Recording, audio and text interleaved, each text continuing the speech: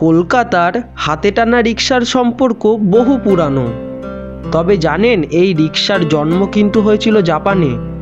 সেখানে এই গাড়িকে বলা হতো জিন রিকিশ, মানে যেই গাড়ি মানুষে টানে। জাপান থেকে সাংহাই, আর সেখান থেকে মোটামুটি 1880 সালে এই গাড়ি ভারতের সিমলা এসে পৌঁছায়। তখন সেই গাড়িকে বলা হতো জিন রিক্সা বা জিনি রিক্সা। সেখান থেকেই নাম বদলে ধীরে ধীরে হয়ে গেল রিক্সা বা রিক্সা।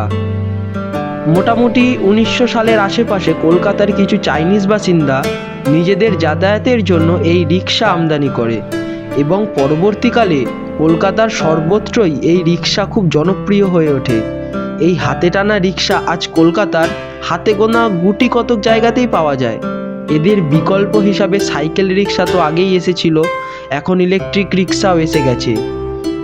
তবুও এই হাতে টানা রিক্সা কলকাতার মন থেকে হয়তো কখনোই মুছে যাবে না।